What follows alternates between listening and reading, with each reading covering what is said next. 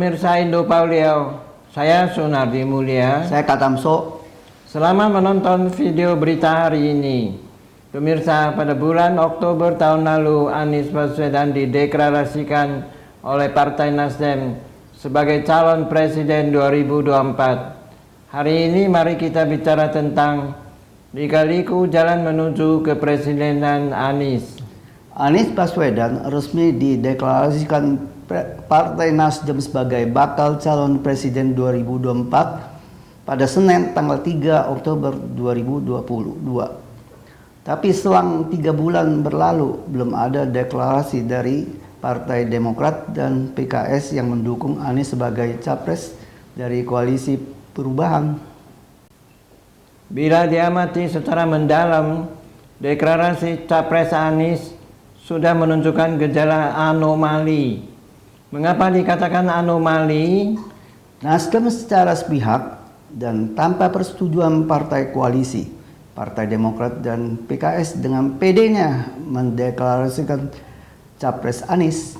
Padahal Nasdem sendiri hanya memiliki 59 kursi atau 9,05% kursi di DPR dari syarat minimalnya 20% kursi DPR untuk mengajukan bakal capres 2024. Anomali lainnya saat Ketua Umum Partai Nasdem Surya Paloh mengatakan bahwa calon wakil presiden ditentukan oleh Anies.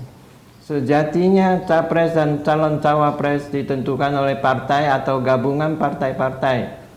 Seharusnya Nasdem mengajak Partai Demokrat dan PKS untuk mendeklarasikan capres dan cawapres, bukan malah berjalan sendirian dengan PD-nya seolah-olah memiliki 20% kursi DPR. Anies juga dengan PD-nya keliling ke seluruh penjuru tanah air untuk memperkenalkan diri sebagai capres 2024. Walaupun belum tentu mendapat dukungan dari Partai Demokrat dan PKS. Ternyata bidak catur yang dimainkan oleh Nasdem sangat jitu dan sesuai dengan skenario.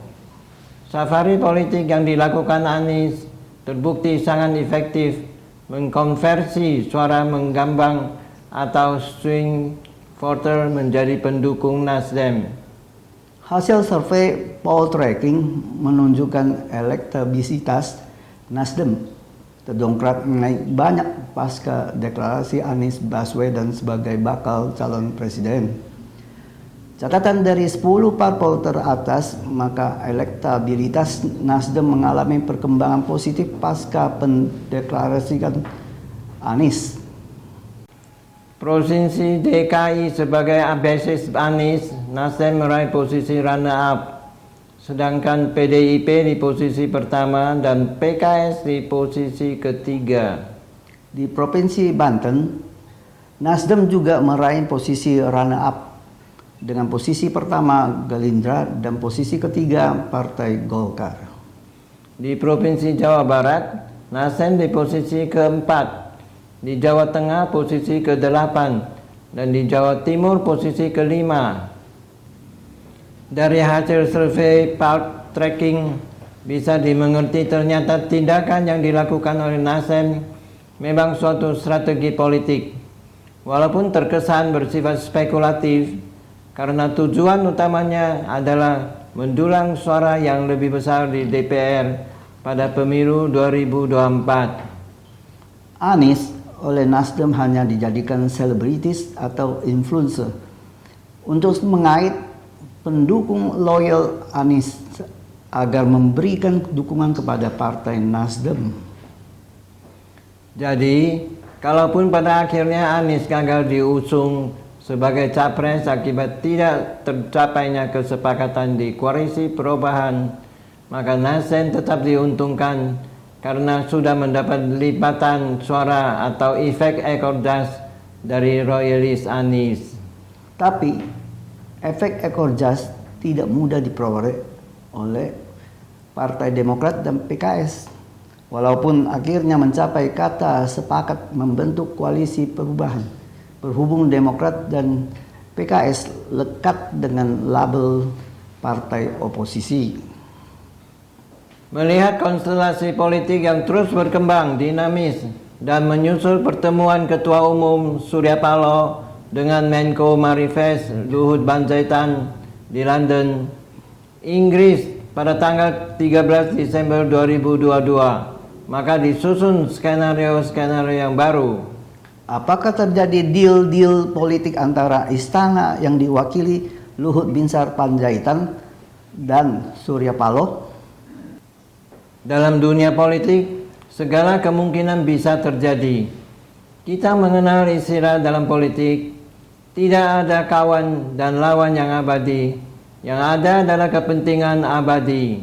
Itulah sekarang yang terjadi antara istana dan Partai Nasdem.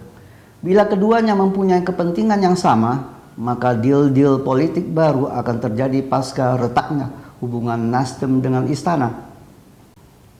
Deal-dealnya adalah batalkan pencalonan Anies dan sebagai imbalannya Menteri Nasdem di kabinet tidak akan di-reshuffle dan Nasdem bisa kembali ke pangkuan istana.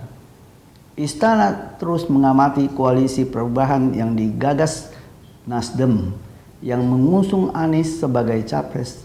Tapi istana memberi kesempatan terakhir kepada Nasdem kembali lagi ke pangkuan istana. Karena belum ketemunya deal-deal politik antara Nasdem, Demokrat, dan PKS selang 3 bulan berlalu semenjak Anies dideklarasikan tanggal 3 Oktober 2022. Isu reshuffle kabinet memang sempat bergema sejak akhir tahun 2022 dan awal tahun 2023. Namun hingga pertengahan Januari 2023 tidak kunjung terjadi. Kita masih ingat pada Senin tanggal 2 Januari 2023, Presiden Jokowi menegaskan agar masyarakat menunggu saja kapan reshuffle terjadi. Tunggu saja, ditunggu saja, ujar Jokowi menjawab pertanyaan wartawan di kawasan Tanah Abang, Jakarta. Silakan dilihat kembali di YouTube Indo Pauliau tanggal 6 Januari 2023 yang membahas tentang Nasdem menghitung hari, yaitu reshuffle jilid keempat. Pada kesempatan berbeda, Menteri Seknek Pratikno menepis isu rencana reshuffle Kabinet Indonesia Maju oleh Presiden Jokowi yang diisukan bakal terjadi pada tanggal 1 Februari 2023 saat dikonfirmasi oleh awak media di lingkungan Istana Kepresidenan Jakarta Senin tanggal 16 Januari 2023. Sekian untuk berita hari ini. Terima kasih sudah menonton video Indo Pauliau hari ini. Saya Sunardi Mulia. Saya Katamso. Silakan like dan subscribe sekali. Tidak perlu untuk klik kedua kalinya. Dukung terus channel Indo Pauliau untuk mencapai 1000 subscribers.